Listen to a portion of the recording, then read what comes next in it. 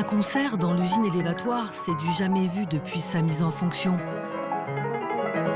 La musique qui s'y joue est contemporaine de la fin du 19e siècle, époque de construction de cette cathédrale industrielle, dont l'acoustique se prête aux compositions de Liszt et de Chopin.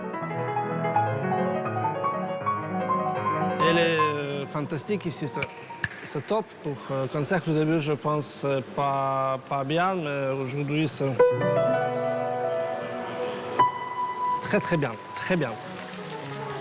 En service depuis 1895, l'usine élévatoire puise dans la Loire l'eau pour alimenter le pont-canal de Briare. Dessiné par Gustave Eiffel, la prouesse architecturale va révolutionner le trafic fluvial, tout comme la centrale hydroélectrique attenante, l'une des toutes premières de France.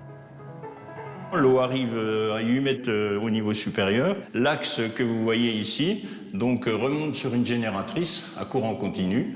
Pour l'époque, en 1895, des centaines de bateaux attendaient sur l'amont et l'aval pour ravitailler Paris, par exemple. Donc évidemment, les gens travaillaient de 3 h du matin à 22 h et le trafic n'arrêtait pas.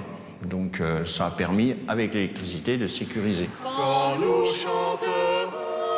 Les visites patrimoniales sont ponctuées tout le week-end d'une foule d'animations, concoctées par les habitants de Briare eux-mêmes.